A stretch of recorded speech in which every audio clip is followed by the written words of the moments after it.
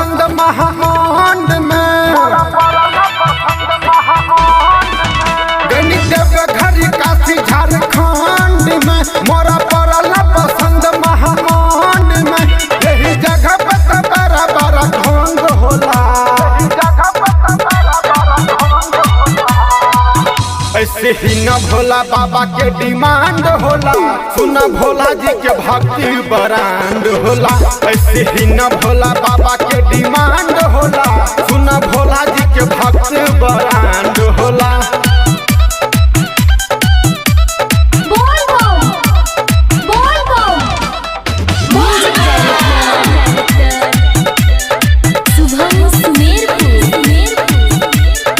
अच्छा बाचा हम पूजते बानी, बोल बम के नारा हम बोलते बानी।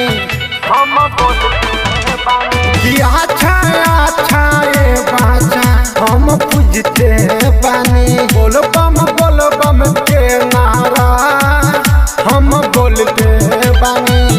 कौन समस्या न भारी भोला भक्त के आधार, यहाँ छोटा मोटा कोनो नहीं कांड होला। ऐसे ही न भोला बाबा के डिमांड होला। सुना भोला जी के भक्ति ब्रांड होला, ऐसे ही न भोला बाबा के डिमांड होला। सुना भोला जी के भक्ति ब्रांड होला। Recording by Ujala music, Raghopur सकरी।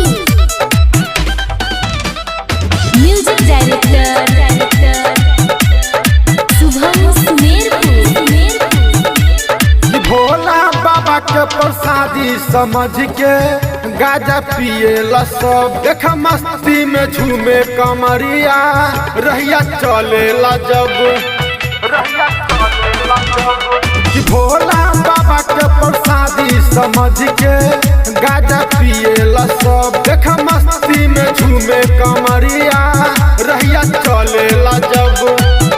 भोलू भक्ति में चूर सब चले एक सुर, सबके मन में देख बसल ब्रह्मांड होला। ऐसे ही न भोला बाबा के डिमांड होला, महाकाल के भक्त ब्रांड होला। ऐसे ही न भोला बाबा के डिमांड होला, महाकाल के भक्त ब्रांड